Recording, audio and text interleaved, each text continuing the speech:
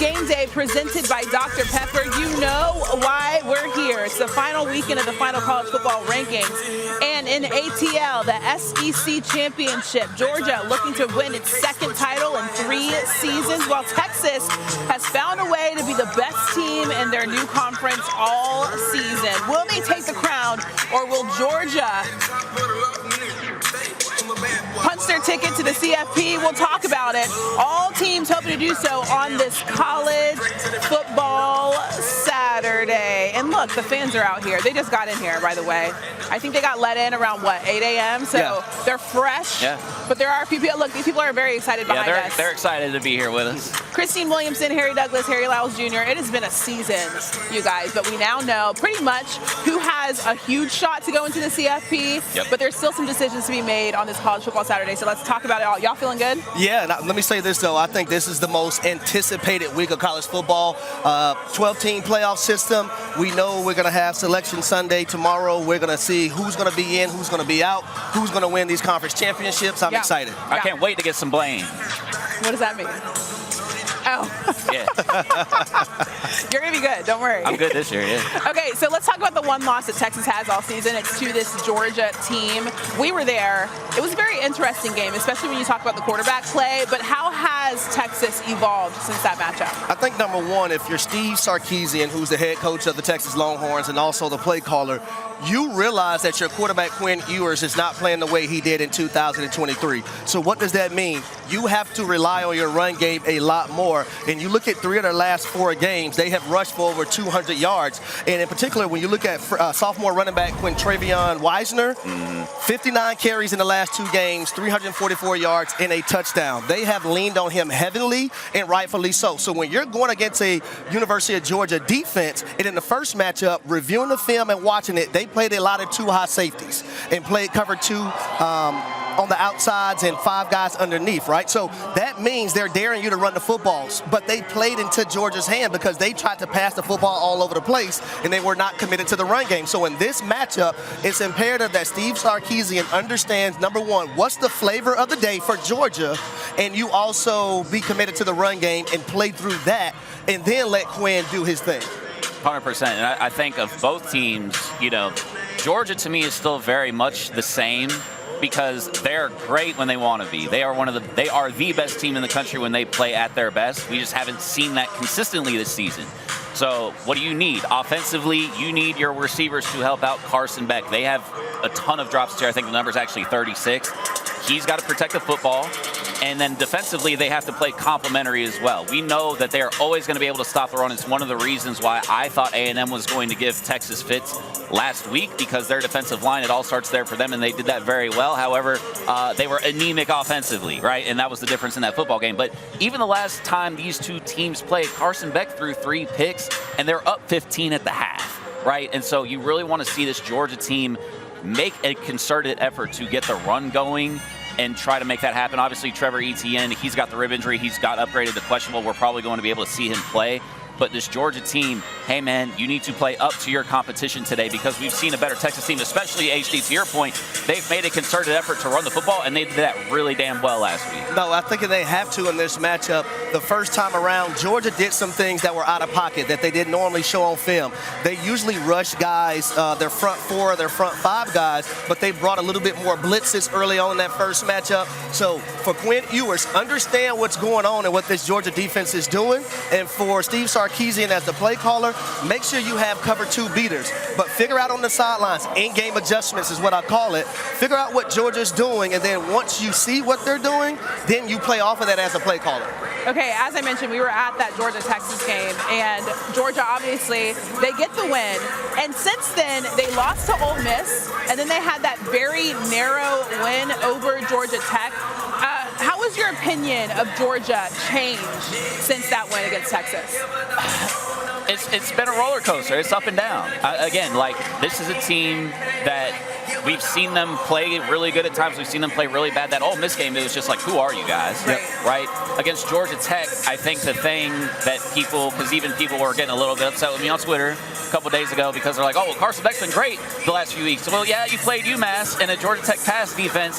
That's kind of weak. That's not to say that those don't matter because he's still throwing, I think, a combined 9 touchdowns in those 2 football games. But the thing that is different to them, or needs to be different today, is you need to be able to run the football. And if they're not able to do that, I think that makes things a little bit more challenging for Carson Beck going up against this Texas pass defense that's one of the best in the country. And so if they're not different in that regard, I think it could end up being a difficult game for them. I would say this, for the Georgia defense, I'm going to speak about that side of the football. They're a very aggressive bunch. Yeah. And when teams like Georgia Tech last week, they have shifts, motions, misdirection, a very athletic quarterback, it poses problems to the Georgia defense. And that's why we've seen that game going 8 overtimes. And to be in actual reality, Georgia should have lost that ball game. Yeah. I felt like Georgia Tech blew an opportunity, and that's 2 years in a row where we've seen a Georgia Tech defense really struggle with those things that I just mentioned. But moving forward, C.J. Allen, what they started to do in overtime and late in that ball game is saying, we're not going to sit back and let Haynes King dictate to what we're going to do. We're going to be the aggressor. We're going to bring them on blitzes. You've seen them getting home, making tackles in overtime, batting balls down at the line of scrimmage. So be aggressive in your approach with these linebackers. They got Small Munden back. So make sure that those guys are at the forefront of everything that you want to do. Do you still think that Georgia is, I mean, obviously they're 10-2 this season. They're in the SEC. They've had some tough matchups, but do you still think that they're one of the best teams in the country? I do, but it's when Carson Beck is playing his best. Okay, so how do you think he needs to play today? Well, he has to play loose, just like he did in the game versus Georgia Tech. When you pass for 297 yards and you throw for 5 touchdowns, that lets me know that you're not thinking about A, B, C, or D. You're just going out there, you're letting it loose, you're playing, and you're realizing that your team needs you to be the best version of yourself for them to be able to have an opportunity to win football games, not just versus your rivalry, in a rivalry game versus Georgia Tech, but here in the SEC championship game versus the University of Texas. In that first matchup, he got by. Carson Beck got by, because he had some bad interceptions. Yeah, great. But luckily that defense had his back. This time around, I wouldn't chance it like that. Protect the football like you mentioned earlier, Lyles, and I feel like the University of Georgia, they're going to be okay. Look at this guy, Pistol Pete Thamel. This is the first time we've seen you in a long time. In a minute. Hey, great to see you. I know. I don't know. I feel like we always try to invite you, but you're just so busy. You're so big time. Let's talk about this matchup a little bit. So we know kind of how the CFP will look, especially even after these conference games. Both these teams have a 95% chance to make it to the CFP. Yep. But a lot of people, we knew this was going to happen. No, I don't know if we knew that this was going to happen, because we're like, oh, it's expanded. Maybe people will feel a little bit better about where they land in the CFP. However, there's been a little bit of an outcry. How do you think that people have responded to the new expansion, the expanded CFP, but also people getting snubbed a little bit? It's like more money, more problems, more teams, more issues. That's where we are right now. There was no chance expanding to 12 would quell the cries, right? Yeah. And I think everything is going to come right down, Christine, to that one final spot. We know everything. And Gord Manuel has kind of tipped his hand and said those teams that aren't playing can't move up, right? If SMU wins, it's going to be a pretty clean Sunday for the committee. You'd have to think secretly in their heart, they're going to kind of hope the opponents go home. If Clemson wins, it's going to be a fascinating showdown between Alabama and SMU for that final spot. Huge things at stake here, right? Does playing in a conference championship game hurt you? Can it hurt you? It's a huge precedent for that committee to set. And then there's other things that would come into play here too. Strength of schedule, the future of conference championship games, which, quite frankly, are becoming less and less relevant in this 12-team playoff era. And the other conversation that the committee is going to set the agenda for is non-conference games. Is it okay to just go 11-1 against a weak schedule? Do wins matter more, or do top 25 wins and big-time wins matter more? All those are the agenda right now for this committee. I would say Miami thinks that wins don't matter. It's the top 10, top 25 wins that matter, obviously, or it just losses in general. I think Gord Manuel put himself in a very interesting position when he said that the teams that aren't playing, that don't have a data point this weekend, aren't going to move it on because they're supposed to evaluate every single week. Yes. Right? So that was a fascinating comment. Right. It was a fascinating comment because he put himself in a box. Right. Yeah. And it would be hard for them to go back against that. I just think from a strategy standpoint, saying we'll evaluate everything is a better strategy. Yeah, for sure. Yeah, because I think it also, by just saying the teams that aren't going to have a data point this week, you are just completely knocking out, like, let's say SMU just absolutely gets their doors blown off today. Yeah, sure. Something like that, or whatever the case may be.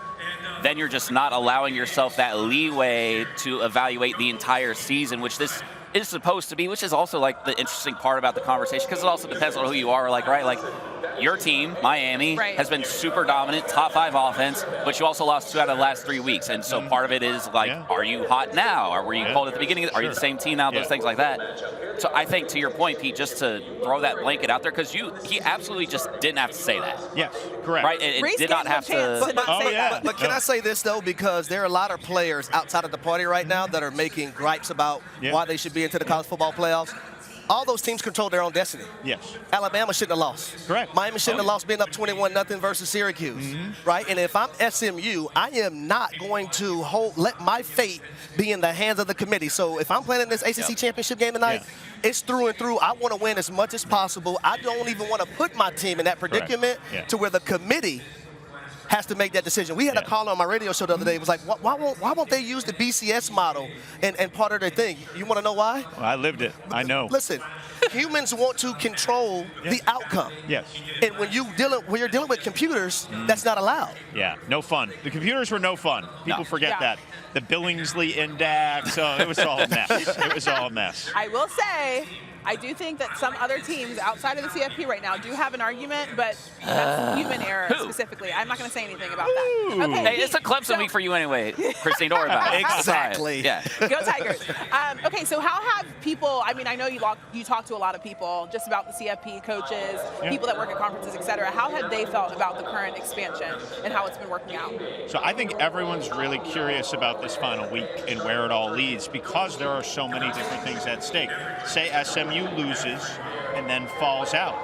I think the future of conference championship games really end up in the crosshairs. Look, we have a great game here today, and it's going to do a big number, and it's going to be awesome for the SEC championship, but you can't tell me it means as much as it did last year. Right. I mean, it just doesn't. Like, there's just the way the playoff has expanded has changed the meanings of these games. So the other question that's going to come up is, do we go to a system of automatic qualifiers? Tony Petitti had been pushing that last time. And let's just do a little bit of a theory here. Let's just say the SEC has 4 automatic bids. In the future, these 2 teams would get a bye and not play this weekend. And then Team 3 would play Team 6, Team 4 would play Team 5 for the other 2 bids. That way, you stay alive moving forward here, and then you have a doubleheader in the Dome of 2 games with a playoff stake, which essentially be like a wild card weekend. Oh, yeah. Listen, So, I talked anyway, that's a theory. But I talked to Paul Feinbaum and Heather Dinich earlier this week, and I said, you know what would help this a lot is if they just expanded. Don't worry, Let's it's coming. expand the CFP. It's just a matter of time. Well, Yeah, it's we end up expected there, to be 14 in 2026. Yeah, right, exactly. Yeah, Let's make but it that's not definitive. 64, 62. Bookmark that. Just keep it going. All right, Pete, thank you so much for your insight. Thank you. We've Great to see missed you you. guys. Thank you for closing it out with us. All right, now we're going to welcome in our friend Stanford Steve. No, we're not. Are we? Nope. We see 3 other teams punch their ticket when it comes to the CFP. Let's go to the Big Ten for their first title in their new conference. Number 1, Oregon, coming from the Pac-12. That's now the Tupac. They're going to host number 3 Penn State in Indy for the Big Ten championship. How do you feel about this matchup, Lyles? Do you trust Penn State in this matchup? Heck no. No. I mean, look, everybody, you've heard the record by now at this point. James Franklin is 1-16 against AP top 5 teams in his career. Look, now that we got that out the way, it's a different year. This is a different Penn State team. I think this is one of his best Penn State teams. They actually can get the ball down the football field. Nick Singleton is really good in that backfield. That defense is that defense. They're always going to be that. I think there are 2 keys to this game in particular. I think one is Drew Allar. The same way that we're talking about Carson Beck and how he's got to step up and play one of his better games today, I think that applies out in Indianapolis today with Drew Allar. And I think the second thing is, can this Penn State defensive line and this defense penetrate that offensive line of Oregon? Because here's the thing, that Oregon offense, you saw it last year, which your boy, Bo Nix, same thing this year with Dylan Gabriel. Extremely efficient. They're going to chip away death by a million cuts, right? If they cannot get through that offensive line, which is one of the stronger units on that team, You're going to get into a track meet because you're playing indoors at Lucas Oil Stadium. And that environment, to me, benefits this Oregon team because of their speed. If you fall behind in this football game and you're Penn State, I don't think you're coming back. So they need a fast start. I think it's very interesting when it comes to this Penn State team because a lot of people feel like this is the biggest fraud in the top 5. Do you agree with that? I do.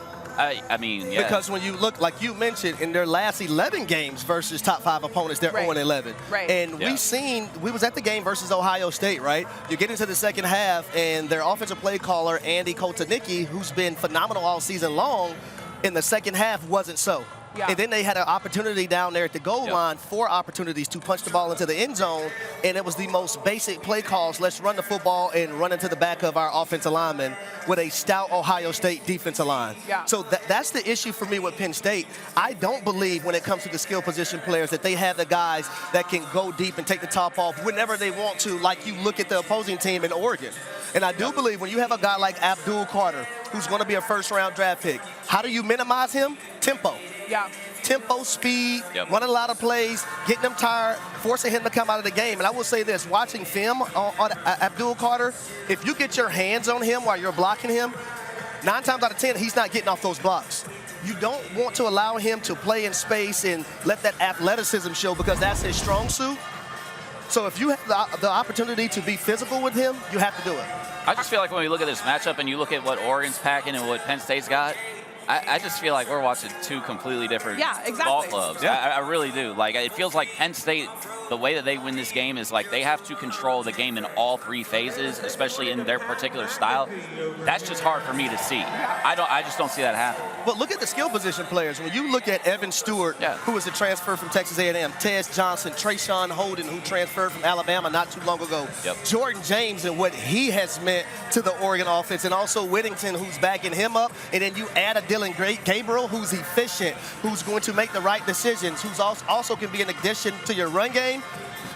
I think it's one team here and the other team's there. It's actually very fascinating that we haven't talked about Oregon as much this season, even though they've been #1. They're in a new conference and they've absolutely dominated this season. So it'll be fun to watch them and talk about them a little bit more in the CFP. All right, let's go over to Jerry's World.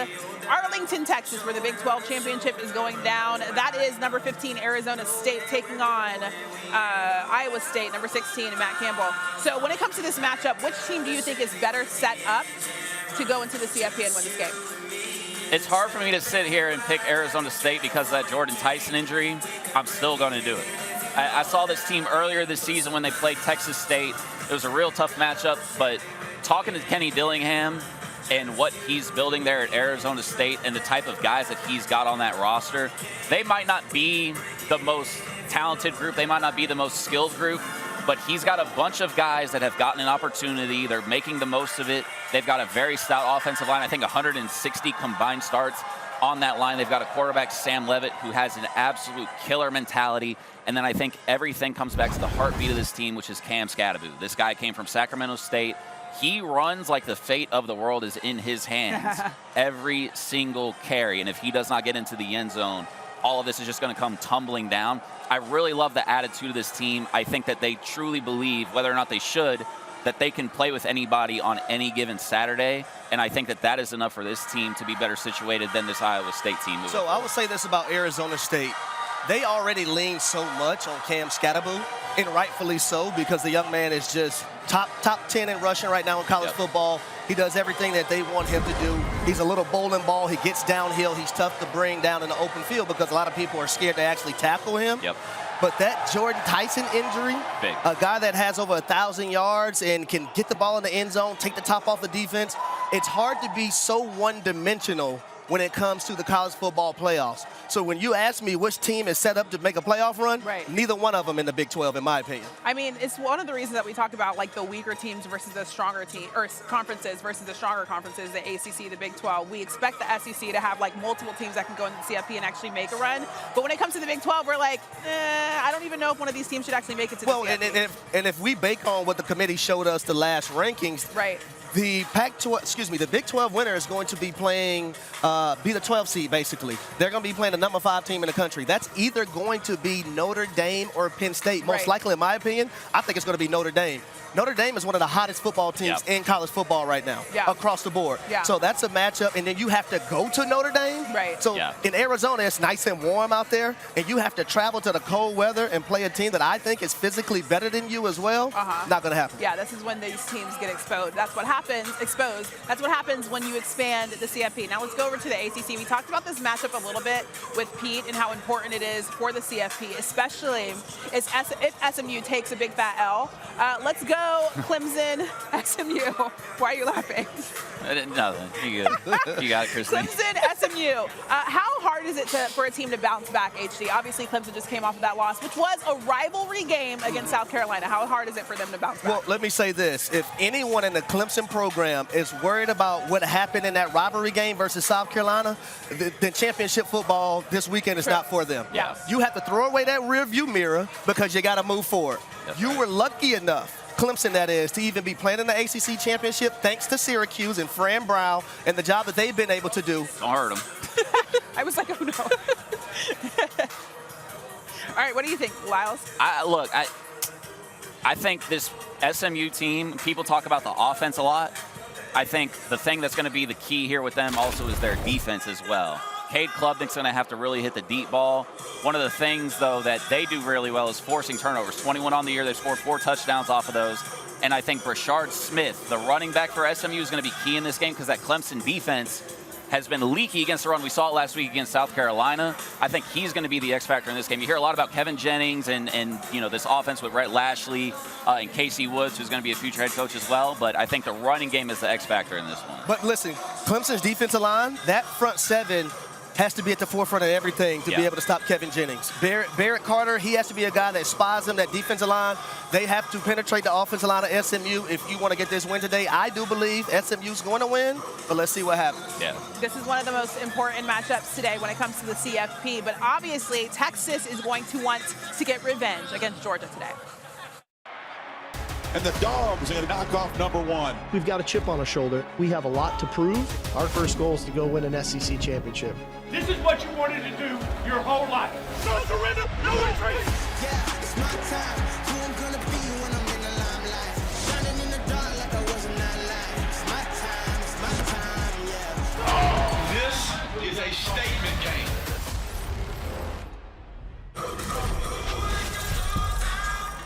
All right, time now for today's Crunch Time Players, brought to you by Cheez-It. We're going to go through some players that can make a huge impact when it comes to their team's CFP chances and their team's CFP run. HD, you start us off. Who are you looking at? I'm going with running back for the Oregon Ducks. I'm going with Jordan James. I believe he has been the unsung hero for this football team this season. You look at all the big games that they had. The one versus Boise State, over 100 yards. He was pivotal in the win versus Ohio State right there at Autzen Stadium. They had a close game recently versus Wisconsin where Oregon only won by 3 points, 16-13. Jordan James was pivotal in that matchup as well. So I'm going with Jordan James because he's a guy that they lean on when they need him the most. And he shows up and answers the bell every single time. And I think he's going to do it against that Penn State team. I'm going to go with Cam Scadaboo, running back out of Arizona State. Look, we talked about him earlier being the heartbeat of this team, one of the best running backs in all of college football. I think he's more important because we talk about that Jordan Tyson injury and how much of no other receivers, basically, that this Arizona State team has. He is second in FBS in running back receiving production. So I think he is going to have to be their do-it-all guy today if they're going to handle business against this Iowa State team. But again, I feel like the overall mentality and grit of this Arizona State team is going to help carry them, but it starts with #4. I just want to also say how interesting I feel like this season has been with teams like Arizona State, Texas playing in new conferences and possibly going into that conference and just taking over, winning a conference championship. That's another reason that this weekend is huge.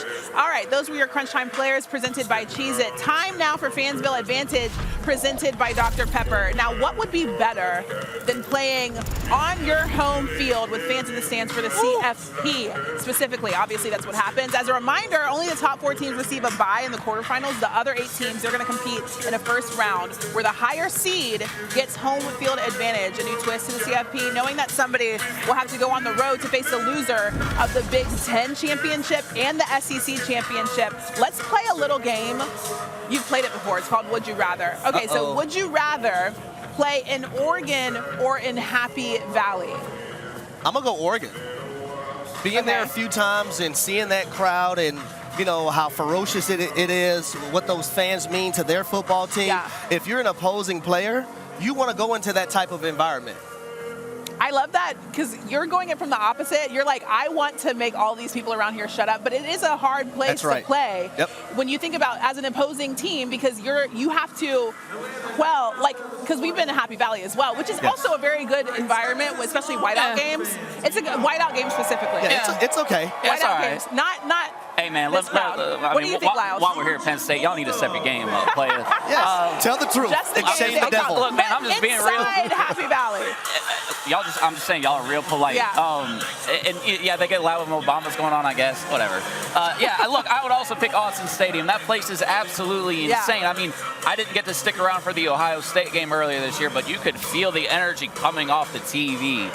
Just how absolutely crazy that is. I mean, we were there a couple of years ago, I think, for the UCLA game. Yeah. Yep. Just one of the coolest environments in college football. I think if I was a home player or an away player, I would pick that venue because, to your point, for as loud as those places can get, if you out there whooping some you-know-what, right? Hey, it gets real. That quiet is loud. That's right. That quiet is real loud. All right, let's talk about this matchup here. Would you rather play in Athens or Texas? Oh, Athens for the same reason. Ooh. I think, Athens for the same reason because I felt like for the atmosphere in Austin is cool, but it stops after the flyover for me. Ooh, that's just for me personally. That's a big one. Me personally, I'm going exactly with Harry Lyles. I'm going between the hedges in Athens, Georgia. I grew up going to a lot of games, being a product of the city of Atlanta here. Yeah. And listen, it's been unbelievable the entire time. Every time I've been to a game in Athens.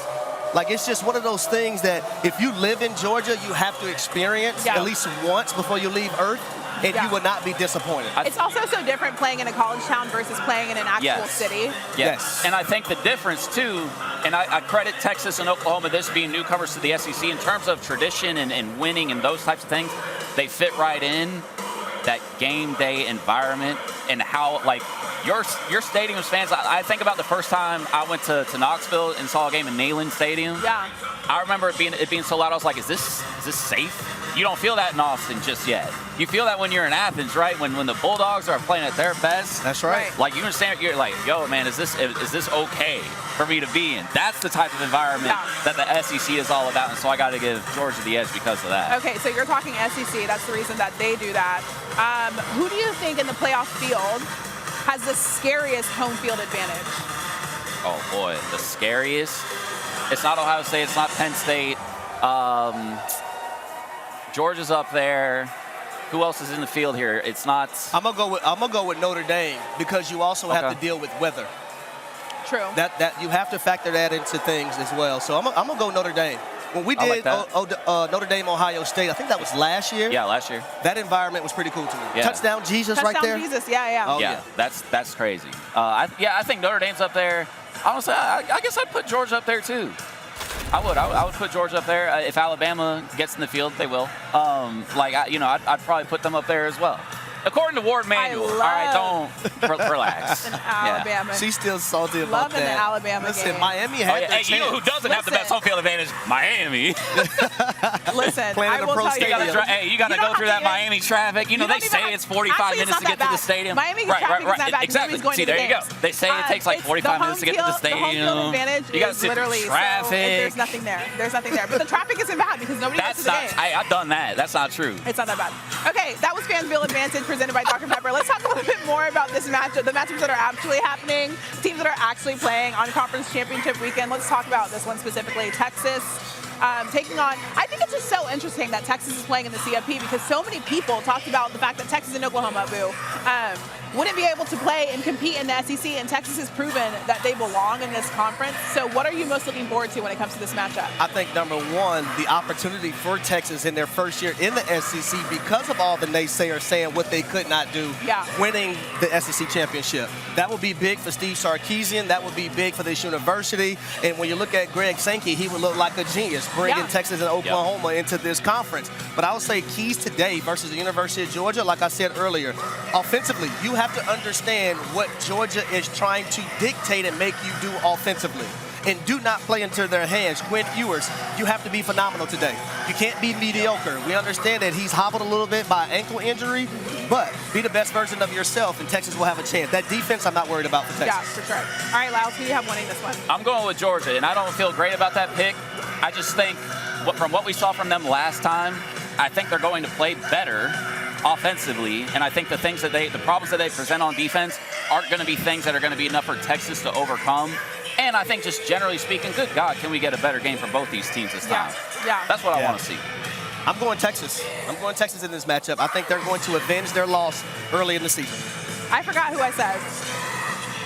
Who do I think right now? Well, who do you want to pick, Christine? Right now, I'll pick Texas. I don't know if that's who I picked before, but I'm picking Texas. Do we have who the fans picked? No? Yes, no? Who the fans picked? The fans are still asleep. All right, that makes sense. Even though we do the show every single week the same exact time. So I picked Texas across the board. I don't know what the fans want, but that's it for the regular season. Crazy. Literally. Conference championship weekend, the best weekend in college football. Exactly. We'll see you guys on Sunday to watch a little CFP reaction, but also we'll see you at the CFP. Thank you for watching Countdown to College Game Day presented by Dr. Pepper. Go Canes. If you don't see Christine next week, it's because she's very upset that both her teams got left out of the playoff. Enjoy your Saturday. You're watching college football